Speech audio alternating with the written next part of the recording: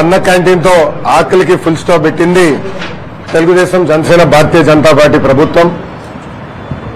గతంలో చంద్రబాబు నాయుడు గారు ముఖ్యమంత్రి ఉన్నప్పుడు 2018లో అన్న క్యాంటీన్ ప్రారంభించడం జరిగింది. దాంట్లో భాగంగా 203 అన్న క్యాంటీన్లు ఆనాడు ప్రారంభించాం. బాబు సూపర్ 6 హామీల్లో కూడా అన్న క్యాంటీన్ గురించి మాట్లాడటం జరిగింది. దాంట్లో భాగంగా రెండో హామీ కూడా ఈ రోజు తెలుగుదేశం జనసేన భారతీయ జనతా పార్టీ అధికారంలోకి వచ్చిన 100 రోజులు పూర్తి కాకుండా ముందల్నే పూర్తి చేస్తాం జరిగింది. ఆగస్టు 16న 100 అన్న క్యాంటీన్లు ప్రారంభించాం. మిగతా అన్న క్యాంటీన్లు కూడా యుద్ధ ప్రాతిపదికంగా మేము ప్రారంభిస్తాం.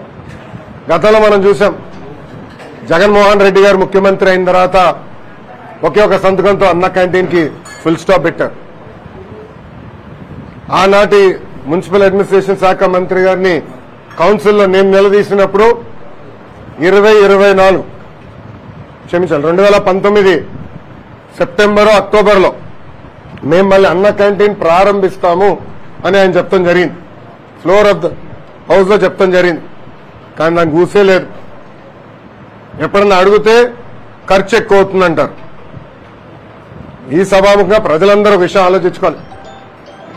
జగన్మోహన్ రెడ్డి గారు ఆయన ఫోటో మన ఇంటి పట్టాలు భూ పట్టాల పైన అదేవిధంగా సర్వే రాయల పైన వేసుకునేదానికి సుమారుగా 700 కోట్ల రూపాయలు ఖర్చు పెట్టారు.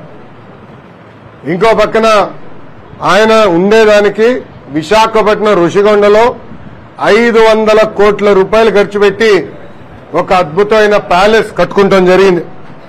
ఇంతేకాదు ఆయన సొంత పేపర్, అందుకే సాక్షి వచ్చారా లేదా అని అడిగిన, సొంత పేపర్ సాక్షికి ఎవరికి రాని యాడ్స్ 50% ఐఎన్పిఆర్ బడ్జెట్ ద్వారా సుమారుగా 400 కోట్ల రూపాయలు 5 సంవత్సరాల్లో ఆయన సొంత పేపర్ కి ఇచ్చుకుంటాం జరిగింది.